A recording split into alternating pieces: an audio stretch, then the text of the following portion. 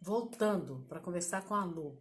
Eu acho que essa meia hora que nós demos para ela, acredito que foi o suficiente para que ela pudesse dar uma limpadinha no celular dela para parar de travar. Lu, estou te esperando. Olha, ó, a lavanderia Shalom já entrou, olha que espetáculo. Vamos esperar, não sei, né, se as pessoas irão voltar, mas o fato é, a conversa é importante, é boa, são coisas sérias, são coisas tristes. Vamos esperar a Lu. Vou avisar para a Lu que eu já voltei. Deixa eu avisar. Lu, já estou aqui.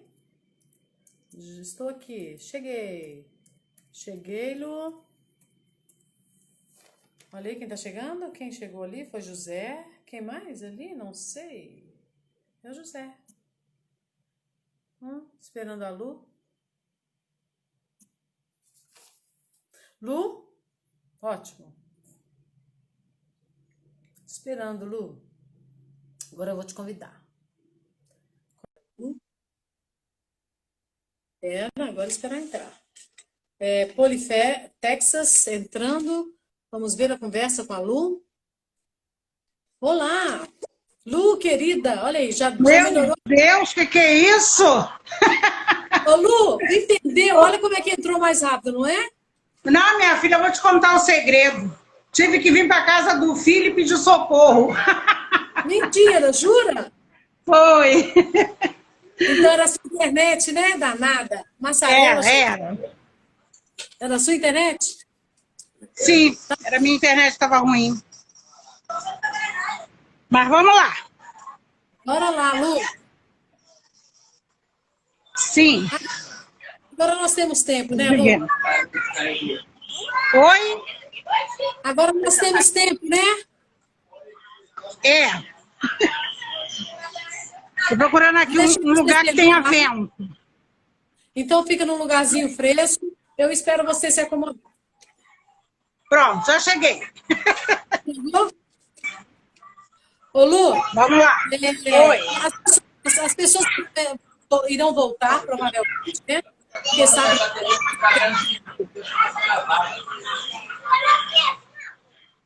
Tá animado aí, né, Lu? Tá congelando, a sua voz está picotando, a sua imagem está congelada. A minha imagem tá difícil. Aí? Não, Lu, é o seu. Aqui, quem está me vendo aqui em casa não congelou. Está congelando para você. Só para mim. Não sei qual é o problema comigo. Mas hoje agora. Vamos lá. Você está me ouvindo? Tô. Tá numa tô festa? Ouvindo. Oi? Tá uma festa? Ai, meu Deus do céu. Tá ruim.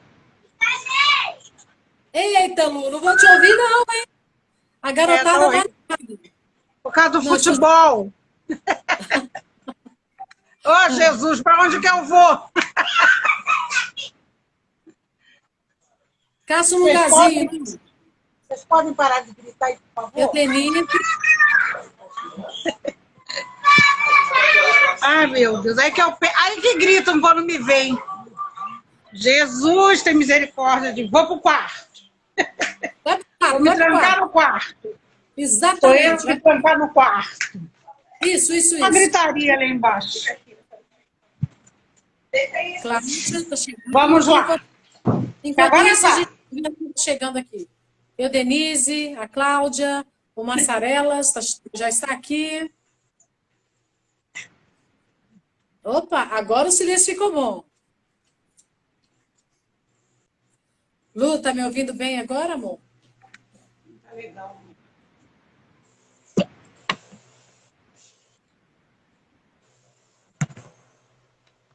Daniele chegando. Portela. Daniele Portela chegando. Isso mesmo, Daniela, vem chegando. Oi, querida. Tá me ouvindo bem? Mas para mim não tá. Tá travando, Lu? Isso é difícil.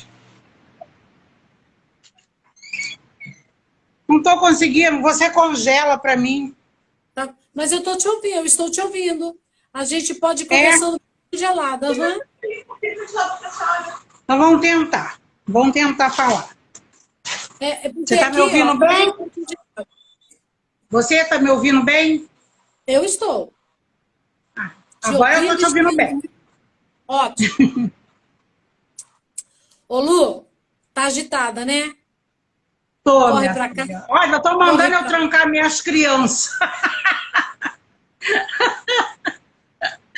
corre pra cá, corre pra lá, internet não Ô, funciona, gente, trava tudo, fica mudo. isso, E aí, é Lu, como é verdade. que resolve isso? Agora é correr, né? Porque tem Agora, tempo, já se não perdeu muito tempo. entendeu nada, Lu. Ô, Lu, me fala um pouquinho de você. Qual a sua profissão? Eu, hoje, eu sou presidente da instituição Mães Virtuosas do Brasil, mas eu fui durante muito tempo, muitos anos, supervisora hospitalar. E agora eu sou mãe, vó, sou irmã, amiga das mães, e assim nós vamos.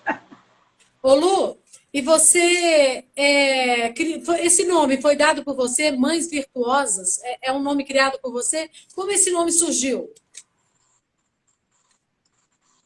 Eu sou evangélica, né? E tudo eu peço muito a Deus para me dar uma direção. E eu pedi a ele direção, tinha algumas pessoas falando da necessidade da gente criar uma instituição nossa, né, que mães que vivem o problema, mas eu confesso a você que eu não tinha ainda pensado nisso. E, na verdade, eu nem queria. Mas eu fui vendo algumas coisas, né, que eu vivendo na pele, e vendo algumas coisas das minhas companheiras, eu comecei a orar a Deus para que Deus me desse uma direção, e graças a Deus a direção foi uma ONG. E aí depois tudo eu peço a Deus para ele me dar uma ideia, né? E aí eu perguntei qual seria o nome, nome fantasia, tudo Deus me deu. E aí assim surgiu Mães Virtuosas do Brasil, porque só quem tem virtude mesmo para passar isso tudo que a gente passa e continuar de pé. E Exatamente. você que está agora no nosso grupo, você vê, né? Como é Eu barra, né? vejo. Olha aí o que eu estou passando esses dias aí com essa fofocada aí que inventaram. Não é mole, não. Ricardo tá me ligando. Só um minutinho, Lu, deixa eu botar um fone aqui, porque peraí, um pouquinho, amor. Só um minutinho. Uma pessoa me ligou e travou o som. Ah, Lu, olha só.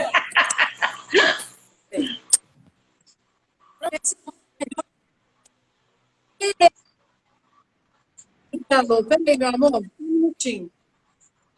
Ricardo me ligando. Não me liga, Ricardo. Peraí, só um minutinho. Não me liga. Não me liga. Estou em live. Pronto. Minha querida, olha só. Vamos começar a falar desse assunto muito triste, muito doloroso. Mas quem te vê assim, tão disposta, tão alegre, tão de bem com a vida, não imagina o sofrimento que você passou, né? Ou que passa até hoje. Eu queria saber, Lu, primeiro eu quero dizer o seguinte, que muita gente diz o seguinte, tenho tantos problemas na minha vida, mas a gente só sabe que quem tem problema, às vezes fica um pequenininho perto da sua vida, né? Do seu drama. Você teve duas perdas, né, significativas na sua vida, né? Do seu sogro e da sua filha. Eu queria, Lu, perguntar para você, em que momento você se deu conta que a sua filha não estava só demorando chegar em casa, mas que ela tinha sido, que ela estava desaparecida. Em que momento você tomou ciência disso? Foi assim.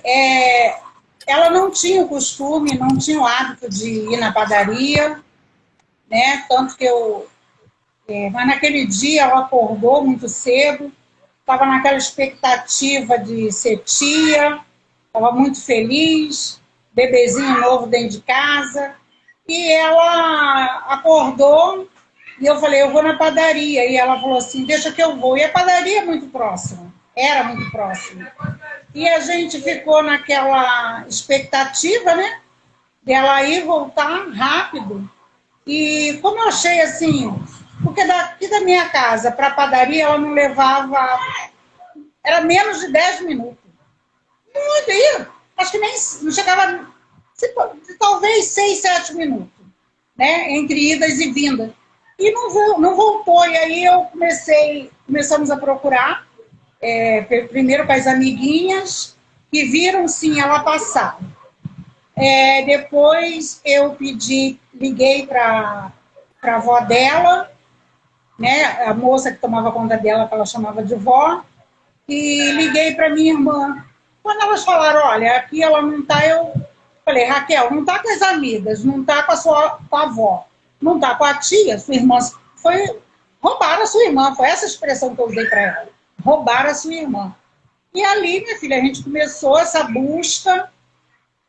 Infelizmente, a gente não tem, né, esse costume de saber mesmo o que fazer.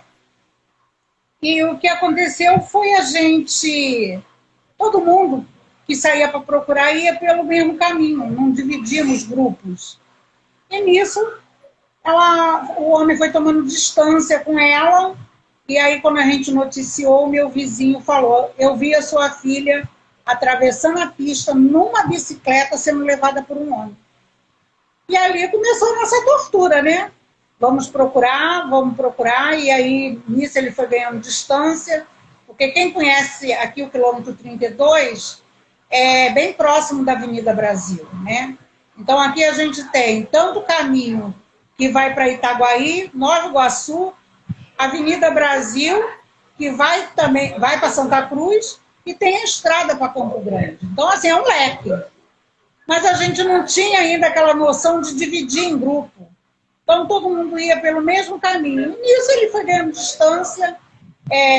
No dia seguinte, ele passou aqui no mesmo lugar, viram ele, reconheceram, nós prendemos ele. A gente é que tem que procurar, tá? A gente é que tem que virar detetive, tudo. Aí a gente conseguiu prender e ele ficou preso 1 ano e meio e o delegado encerrou o inquérito dizendo que as 4 testemunhas que eu havia conseguido confundiram ele com outro homem, sendo que ele é um homem branco de olho azul. O inquérito encerrou com um homem negro. Aí ele disse que as testemunhas se confundiram. Eu fui atrás das testemunhas, elas nunca foram chamadas. Aí eu fui no Ministério Público de Nova Iguaçu e aí o que falaram para mim é que só podiam reabrir o caso se eu trouxesse novas pistas. E aí, acabou. E Lu, aí, ele desapareceu? Esse homem não, sumiu? ele ficou preso 1 ano e meio, segundo o delegado, não foi pelo caso da minha filha, porque pelo caso da minha filha eu não encontrei provas suficientes para acusá-lo. As 4 testemunhas não serviram, né? E eu soube por uma jornalista que me ligou e falou, Lu, o homem que estava preso, que levou a sua filha, foi solto. Aí foi a hora que eu fui em Nova Iguaçu, saber tudo direitinho, realmente ele havia sido posto em liberdade. Segundo o delegado, ele ficou quase 2 anos preso, mas não foi pelo caso da minha filha. E eu perguntei, então por que ele estava preso? Porque ele já estava sendo procurado pela polícia. E aí, quando eu perguntei por que ele então ficou preso, era por mesmo motivo, era um outro... Não, a gente não pode dizer isso para a senhora, que corre sob segredo de justiça. Ô Lu, e nesse dia, a primeira atitude que você teve foi reunir um grupo e sair procurando, fazendo o trajeto que ela fez. Na verdade, não foi nem eu, não. O grupo foi feito pelos moradores mesmo, amigos dos meus filhos, que eles foram nascidos e criados aqui. A família da moça que cuidava dela, que ela chamava de vó, eles tinham também já muitos anos aqui no bairro. Então, os amigos todos se mobilizaram. Eu nunca vi essa praça tão cheia de gente tentando ajudar. E a gente simplesmente não sabia o que fazer. Depois procuramos... Sim. Em que momento você foi à delegacia? No mesmo dia, o meu filho foi. Foi até ele que fez o BO. No dia seguinte, foi que eu falei para ele, eu não tenho como ficar dentro de casa esperando esse telefone tocar e alguém me pedir alguma coisa. Eu tenho que ir para a rua. E aí foi que eu fui na delegacia para saber o que estava sendo feito. e nada estava sendo feito, porque eu descobri uma fábrica onde havia uma fita gravada, e nessa fita o segurança me garantia que tinha a imagem dele passando com ela. Eu voltei na delegacia para falar, o delegado mandou eu voltar na fábrica, pedi a gravação, eu fui na fábrica e aí o homem falou assim, olha, como já está caracterizado que houve um rapto, agora o delegado tem que pedir oficialmente. E aí nada disso foi feito, porque o delegado não levantava da cadeira para nada, eu é que tinha que levantar e procurar pista. Ô Lu, muita gente diz o seguinte, que gravidez não é doença. E família e desaparecido também não é doença, né? Tem uma coisa dessa, assim, que outro dia a gente conversou sobre isso, e você falou para mim, assim, que mãe de desaparecida não é doente, é isso que você falou para mim? Eu fiquei, logo depois disso tudo, eu consegui um afastamento do serviço, passei por psicólogo, psiquiatra, e consegui ficar afastada 9 meses. E aí, a gente, quando eu fui na perícia de novo, aí o médico falou para mim, olha, eu vou te dar alta para você voltar a trabalhar, porque vai fazer bem para sua cabeça. Aí a gente já entra no desespero, né? Porque quem é que vai procurar? A gente já não tem nada, mas a gente quer pelo menos saber que a gente tem aquele momento de uma hora ou outra levantar, não, vou fazer isso, isso e isso. E aí eu comecei a chorar, falei para ele, eu não posso voltar a trabalhar, eu não encontrei a minha filha. Aí ele falou para mim, mãe, sinto muito, eu entendo você, mas desaparecimento não é doença. Você não é doente. E se você não voltar a trabalhar, você vai ficar doente.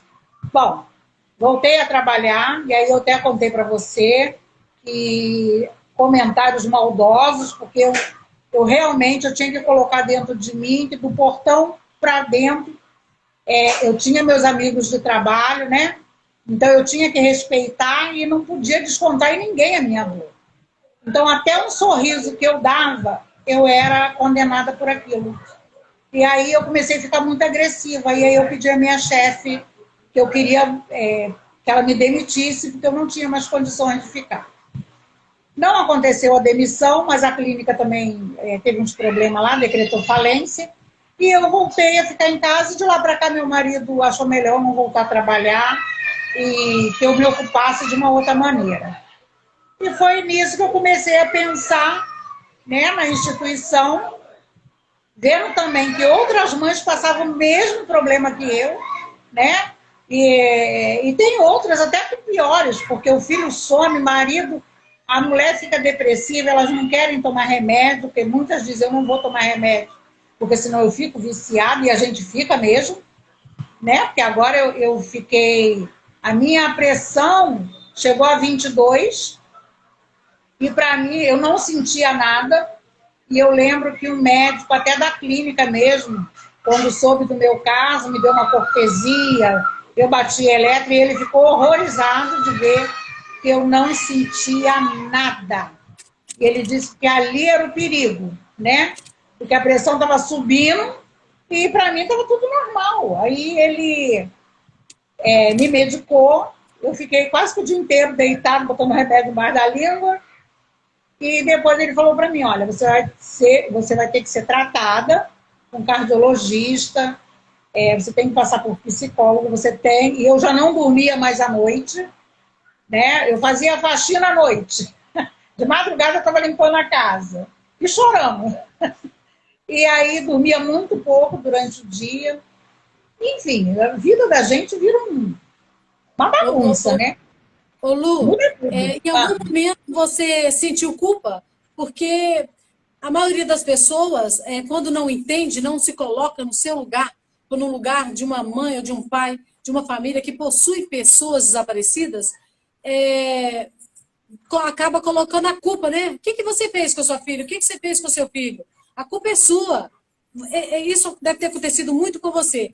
Mas o que você sentiu no decorrer desses anos? Em algum momento você sentiu essa culpa? Em algum momento você foi tirando essa culpa?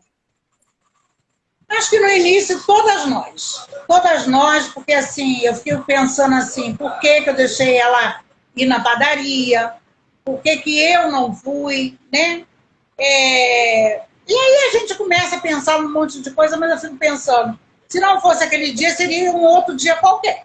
Porque como tem que acontecer, Exatamente. acontece, né? Mas assim, depois eu parei para pensar, não adiantava ficar me culpando, que eu tinha que agir. E aí a gente começa, né? Eu voltei umas 500 vezes no lugar, último lugar que viram ela com esse homem, né? Eu continuei voltando lá, eu e a minha irmã. A gente fazia pergunta, eu consegui muitas testemunhas. Houve uma senhora que falou para mim assim: eu vi ele subir com a sua filha, que é uma serra. O último lugar que viram ele com ela foi no Mendanha, na Serrinha do Mendanha, aqui em Campo Grande. E essa mulher falou para mim que ela viu ele subir com a minha filha de bicicleta, mas que ele desceu sem ela e sem a bicicleta. Eu fui na delegacia, o delegado mandou descobrir onde ele guardou a bicicleta, que ele encontrava a minha filha. É muita incompetência, né, Lu? Você vai falando, a gente vai se indignando com isso, né? É É verdade. desesperador, né? Agora, Lu, eu queria saber o seguinte: antigamente, não sei se agora, mas precisaria de 42, 48, 72 horas para denunciar, para fazer uma ocorrência de desaparecimento. Hoje em dia é a mesma coisa? Hoje em dia ainda existe essa palavra, mas que nunca existiu. Nunca foi necessário. Isso é coisa de filme americano. Sei lá quem é que inventou essa história, algum preguiçoso mesmo. E aí, as mães até hoje escutam isso. Sabe? Quando é uma criança, volta daqui a 72 horas, daqui a 24 horas. Não existe, né? Quando é adolescente, aí a mãe ainda escuta muita grosseria, porque, infelizmente, os policiais ainda são muito insensíveis nessa causa. E aí elas escutam se é uma menininha, uma pré-adolescente, uma adolescente. Ah, mãe, deve ser algum namoradinho de internet que a sua filha arrumou.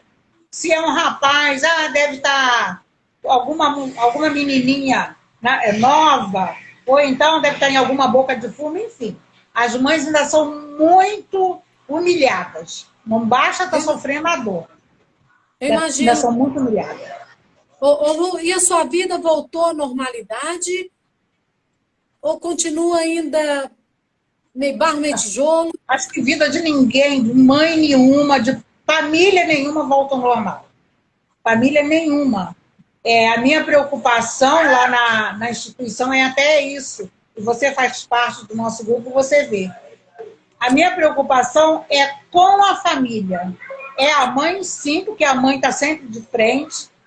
Mas eu estou sempre falando, a gente tem que ver que tem um pai, tem um irmão. E os irmãos e o pai costuma a não querer demonstrar para a gente que eles também estão sofrendo. Né? E aí a gente acha que só a gente que sofre, mas não é não. Né? Às vezes eu sei, assim, pelos amigos dos meus filhos, falando para mim que meu filho do nada começa a chorar, minha filha. Então eu sei assim que eles sofrem também.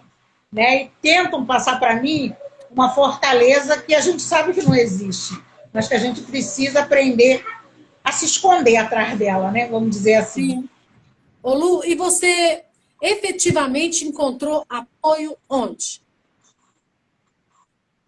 Primeiramente em Deus, segundo em Deus, terceiro em Deus.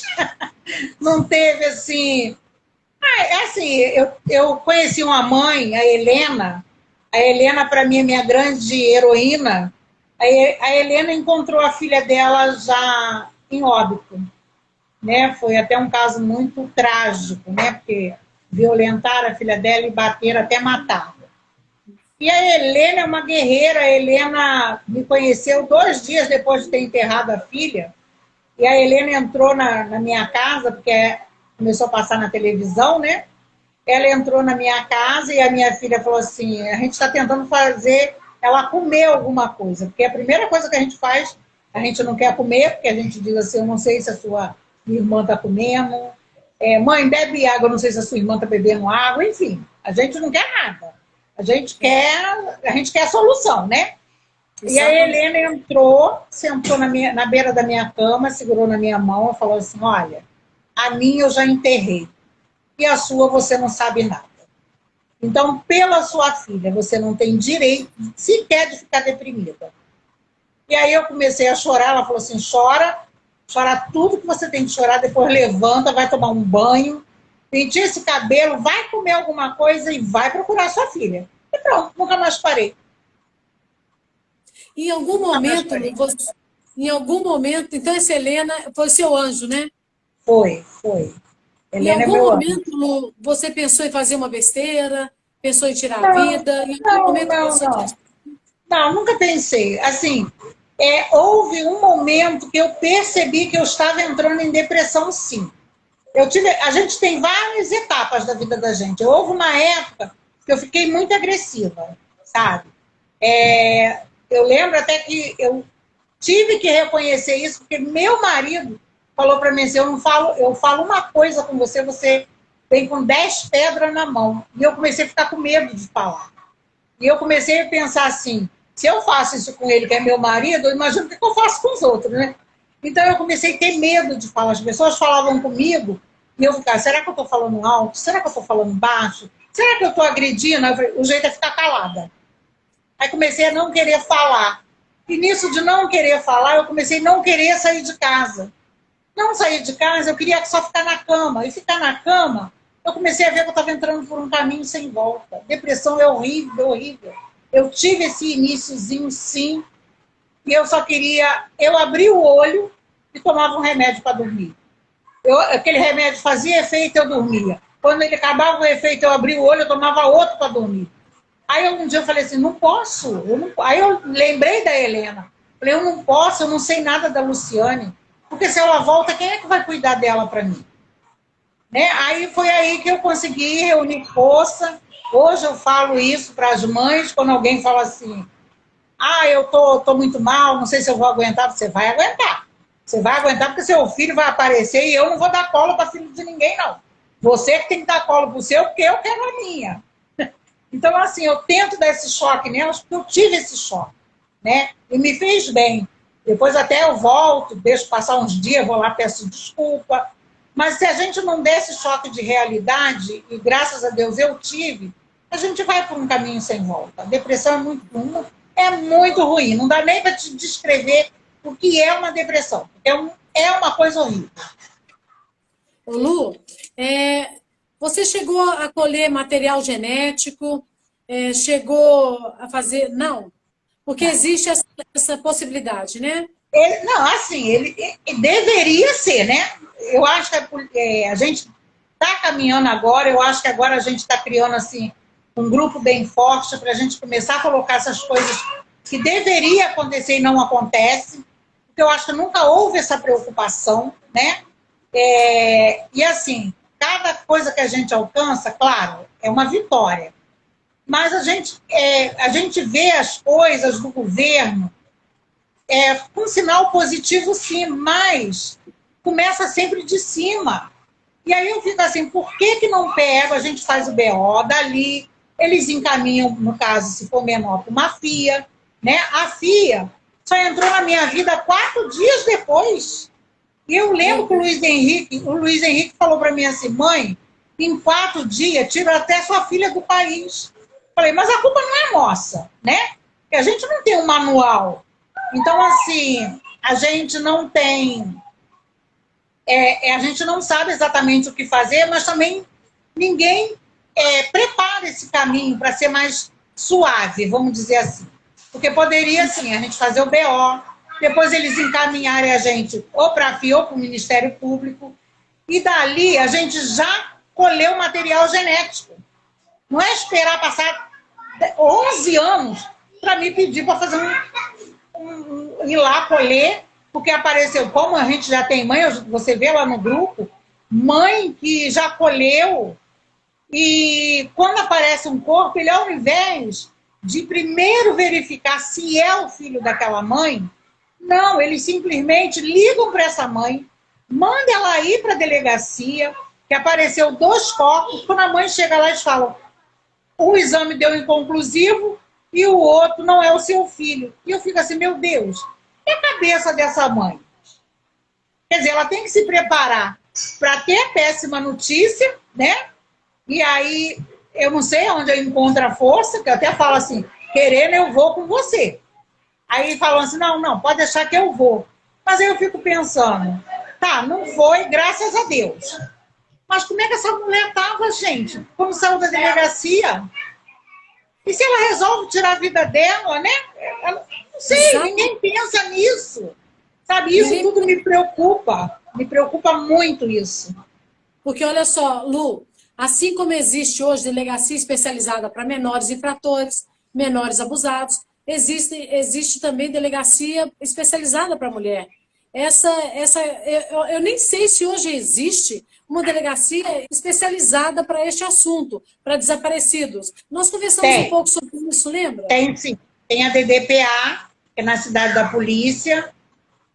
A DDPA até pega alguns casos da Baixada, mas não é. A função dela não é essa. A Baixada não tem. Então, assim, por isso que eu quis que a minha instituição fosse aqui, que a minha filha sumiu aqui no quilômetro 32, em Nova Iguaçu. E por eu ver, né, nesse tempo todo, o histórico, né, da segurança pública na Baixada, que é uma calamidade. Mas eu não estou falando nem de grupos que vêm fazendo horrores, não. Eu estou dizendo até mesmo nesse sentido. Da gente não ter uma delegacia própria para isso, não ter um acolhimento para uma mãe. Hoje a gente tem tivemos a reinauguração da FIA, que é em Nova Iguaçu, na estrada na Posse, Nova Iguaçu. Temos hoje um polo que faz parte até da pasta da Jovita, em Queimados, mas eu sempre vejo muito o lado da condição financeira da mãe. E aí eu fico pensando, porque eu tive uma dificuldade em termos pela distância da delegacia, porque quem conhece a Baixada, a delegacia que a gente teve que fazer o BO foi lá em Comendador Soares, que é bem distante daqui, né? Então, assim, quando eu fui para a reinauguração da FIA, eu amei, achei muito válido, mas aí me veio essa preocupação. Uma família que vem da Baixada, que queira ir lá para a FIA, não consegue ir a pé, porque é distante do centro. A mesma coisa esse polo de ajuda pela pasta da Jovita. Uma coisa positiva, mas também eu tenho a mesma preocupação pela distância. É tudo então, muito distante. Então, hoje, o protocolo que a pessoa deve seguir seria: faz uma ocorrência, comunica a FIA e espera, é isso? Se for criança e adolescente, é pela FIA. E a FIA trabalha com a divulgação. E, graças a Deus, às vezes some e em seguida o juiz coloca que já foi localizado. Então, assim, isso é muito bom. O tempo é o nosso maior aliado nessas causas. É o tempo. Se a gente consegue ir na delegacia e de lá, com BO, já partir para a FIA ou para o Ministério Público, correr contra o tempo. O problema é que ninguém sabe disso. Agora, Lu, também ninguém sabe disso. A FIA é uma grande colaboradora aqui, né, no Rio de Janeiro, né? Sim, Aliás, sim. Agora, sim. Lu, você tem notícias se esse tipo de sequestro acontece mais na Zona Norte, se é muito comum também na Zona Sul? Esse tipo de crime ele está mais propenso em que região aqui do Rio de Janeiro? Olha, quando se trata de governo e quando se trata de estatística, eu sempre fico muito com o pé atrás, porque eu acho que as informações são muito desencontradas. E eles jogam com os números, né? Dizer que a Baixada some 14 pessoas por dia, eu acho um número alarmante, muito alarmante. Eu acho que quem inventou isso, gente, acho que nem parou para pensar. Porque Jura? como que some? Como que some 14 pessoas por dia? Como assim? Onde vai parar essa gente toda? Então, assim, eu acho Exatamente. que eu fico pensando assim, são especialistas. Eu continuo dizendo, parece que a gente vive numa estação de trem, que a gente pega qualquer trem para qualquer lugar. Porque ninguém tem nada, ninguém sabe nada, sabe? E a estatística eu acho que é muito jogar para a plateia, e sei lá, eu acho muito. Eu sou muito pé atrás com essas coisas. Sou muito pé Ô, Lu, atrás. agora, nessa pandemia agora, né? As pessoas ficaram em isolamento. E como ficaram as investigações, as procuras? Parou? Não sei te dizer se parou, mas a gente tem encontrado mais dificuldades, né? Porque tudo agora é virtual. E aí você não sabe exatamente o que fazer, né? Como uma mãe, eu fiz o meu BO pela internet. Agora, o que eu faço? É válido? Aí eu falei, não, claro que é válido, né? Mas aí eu vejo assim, que nesse momento, até mesmo nesse momento, não deveriam abandonar quem tem o desaparecido assim na família. Eu acho que deveria ter alguém ali para nos auxiliar. Você vê que eu estou tentando ligar para a delegacia, porque você está acompanhando lá o caso no grupo, né? Sim, Que botaram lá alguma coisa lá a meu respeito, e eu não estou conseguindo. Não estou conseguindo passar isso para a polícia, saber o que está acontecendo, para me orientar no que fazer. Porque é muito exatamente. grave. Dizer que uma É, mãe e um pai estão envolvidos no sequestro da sua filha, eu acho muito grave. Mas eu é não muito tenho grave. quem me defender. Não tem. Exa- exatamente. Lu, esse tipo de procura, é, esse tipo de crime, me parece que tem que além do interesse, né, da família, da polícia em si, vocês precisam estar muito juntinho com a tecnologia, né? Sim, A tecnologia caminha a favor de vocês, não é isso? é verdade, é verdade. Hoje a Você gente tem, consegue jogar nas redes sociais, né? E a gente tem encontrado, graças a Deus, a gente tem visto as pessoas sendo localizadas até com muita rapidez, graças a Deus. e você teve a oportunidade também, Lu, de fazer uma progressão da idade da sua filha, né? Uma idade, uma Sim, aparência do que seria hoje, né? Como é que foi é isso? Foi verdade. bem importante para você, né? É difícil, eu lembro que já é a segunda progressão que eu consigo dela, né? Mas eu lembro que eu falei assim, na primeira eu falei assim, meu Deus, quem vai me devolver esses anos todos que me tomaram? E aí uma mãe estava do meu lado e falou, ninguém. A gente vai ter que aprender a conviver com isso e abraçar o que vier para a gente, né? E hoje a minha Exatamente. filha já está uma moça, né? E é tudo muito, muito triste. Mas ao mesmo tempo, que vem, o importante é vir. E Lu, eu recentemente vi um aplicativo chamado Family Faces. Eu não sei se você já tem conhecimento de que alguma família já está usando esse recurso. Você sabe se já tem alguém utilizando esse recurso, esse aplicativo?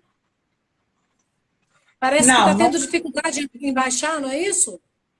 Alguém me falou que está tendo dificuldade em entrar. Eu confesso a você que eu ainda não parei para pedir meus universitários, que são meus filhos. Eu peço meus filhos. Eu venho aqui para a instituição, que é perto da casa dos meus filhos, e venho curtir meus netos também, né? Aí quando eu vi que eu não ia conseguir, que aí eu fico lá, na ONG, adoro ficar lá no meu cantinho. Que a gente até montou um quarto para quando vier alguma mãe de outro estado, que já houve esse caso, né? De vir para pegar o seu filho e a gente leva para casa. É bom ficar lá em casa, mas eu acho que a pessoa também precisa do momento dela, né? Aí eu estou montando lá um quartinho dentro da instituição. E eu aproveito e fico por lá mesmo. Aí Que hoje, quando eu não delícia, estava Lu. conseguindo entrar, eu falei, vou correr para a casa das crianças para poder entrar nessa live, senão eu não consigo. Então nós temos que colocar um nome nesse quartinho, hein? Quartinho do Acolhimento das Mães Virtuosas. Ah, eu já... O nome do quartinho é Filho Volta para Casa. Olha só, gosto desse, hein? Gosto muito desse. Ô, Lu, eu Oh, queria saber Deus. se o Oi. mecanismo de busca do Brasil, do Uruguai, da Argentina, do Chile, do Paraguai são os mesmos utilizados aqui no Brasil. Repete a sua pergunta, só o início, porque falhou. Eu gostaria de saber se os mecanismos utilizados pelo Brasil para buscar, procurar essas pessoas, são os mesmos mecanismos utilizados no Chile, no Paraguai, na Argentina, no Uruguai. Você tem notícia se os mecanismos de busca desses desaparecidos são os mesmos utilizados por nós aqui? Eu, sinceramente, não sei te dizer. Eu sei até que algumas coisas nós copiamos, né? Tipo a progressão, isso tudo veio lá de fora, né? E assim, é muito... agora parece...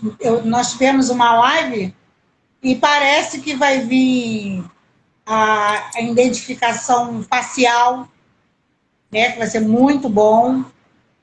E eu não sei se vai funcionar, como vai funcionar aqui, porque tudo quando chega aqui no Brasil, meu Deus do céu, é tudo muito difícil.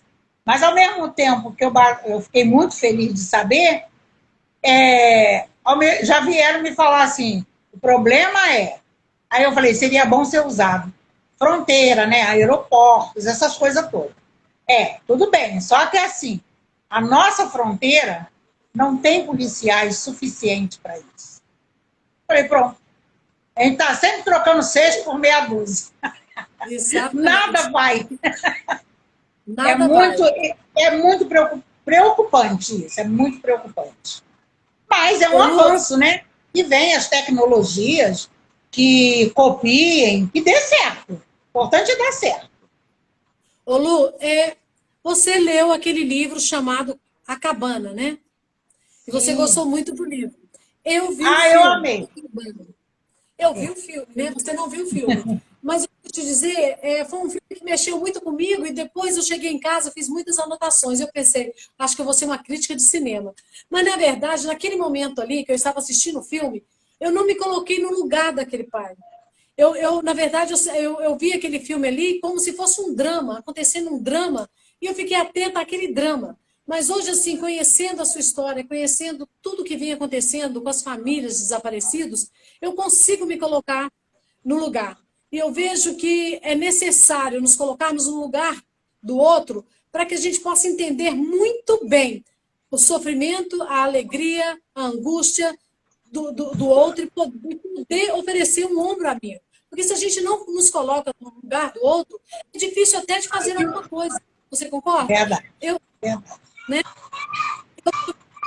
É o seguinte, eu falo assim, eu vou a um pediatra que não tem filho. O cuidado desse pediatra é diferente daquele pediatra que tem filho.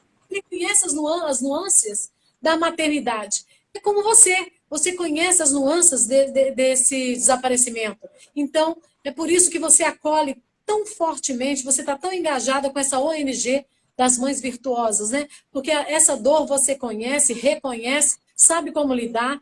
Não poderia dizer que é uma síndrome, mas você com certeza conhece assim, o passo a passo de tudo que vai acontecendo no decorrer do dia, na situação dos anos, né?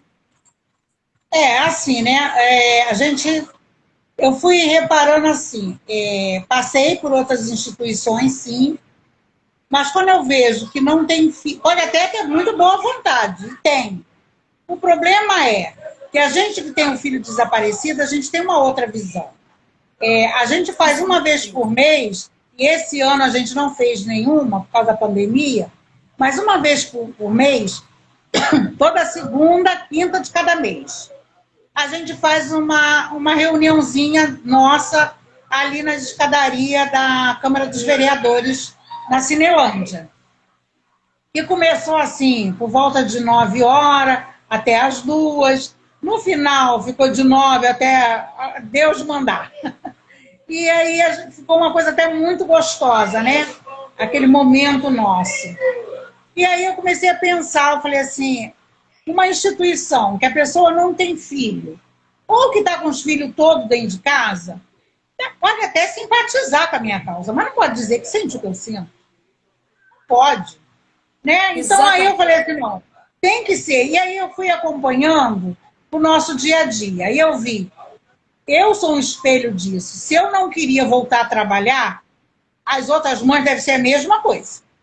Deve ser essa batalha, né? Exatamente. Esse emocional nosso. Então eu comecei a pensar nessas mães, no pai que eu conheço o pai que entrou também assim, no momento de depressão, mas ele, por ele ser o pai, né, o chefe da família, ele disfarça mais, né, vamos dizer assim. E aí, aquela mulher depressiva dentro de casa, a casa dela começa a ruir. O casamento vai acabando, sabe? Porque ela não sabe mais conversar com aquele marido, ela não vê aquele marido dentro de casa, ela não vê os outros filhos.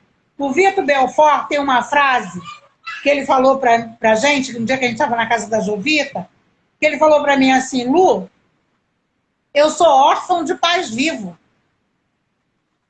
Ou seja, a Jovita, o pai da Priscila, estão um olhar para a Priscila que está desaparecida.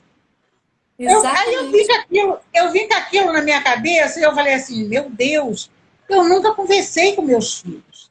E eu lembro que eu cheguei, abracei meus 2 filhos e falei para eles assim, eu amo vocês da mesma maneira que eu amo a sua irmã. Se fosse um de vocês 2, eu estaria louca da mesma maneira. Só que, onde a sua irmã está, eu não sei. Então eu não cobro deles andarem atrás de mim nessa procura, porque eu sei que é muito difícil. Se para mim, que sou a mãe, e que brigo com todo mundo quando tem que brigar, não está fácil, imagino para eles. Então, assim, eu peço a eles assim, só me apoia.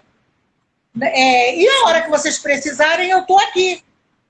Agora, se eu não quero deixar nada passar despercebido, mas vai ter uma hora que eu vou falhar, né? Porque a gente, por mais que a gente queira ser essa leoa, uma hora a gente falha. Mas aí eu tive essa preocupação, né? De olhar para o meu marido com outro olhar, para minha casa com outro olhar, né? Então a gente começa a mudar, né? E eu chamo muito, eu converso muito com as minhas mães.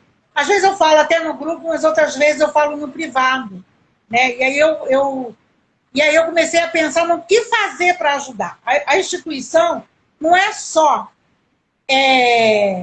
divulgar o desaparecido. A gente está buscando parceria, e você viu lá no grupo, a gente conseguiu montar, juntamente com a ajuda do Luiz Henrique, um grupo bom de psicólogo para essas mães. Né? E graças a Deus tem dado certo. Tem mãe que me liga e fala, Lu, tô ligando para você para me despedir de você, que eu vou tirar minha vida. Eu entro em desespero, aí eu corro pro grupo. Tem alguém aí disposto a segurar essa mãe? E assim a gente vai fazendo. Então, assim, eu quero cuidar delas, quero cuidar dessas famílias, quero cuidar de mim também, né? Mas eu me senti agora assim, eu falo assim, eu estava vendo um programa pela Sky, o ID, que fala muito sobre isso, né? Eles têm, assim, uns seriados muito bons. E estava falando sobre uma mãe que o filho se perdeu no alcoolismo e ela não sabe mais onde ele está. Aí ela foi e falou assim... Vou te interromper. Espera um pouquinho. Lu, eu vou encerrar essa live aqui e vou voltar para conversar com você de novo. Porque tudo que você fala é muito precioso e muito importante para mim. Nós temos mais coisas para perguntar para você e me interessa salvar para ficar ali disponível para que as mães possam ter acesso aí a esse material que a gente está produzindo aqui, tá? Então você me aguarde, não interessa se tem gente nos vendo ou não, mas esse material vai ficar guardadinho para que em algum momento as pessoas possam vir e acessar. Então eu vou terminar e vou te chamar, tá? Peraí, Lu.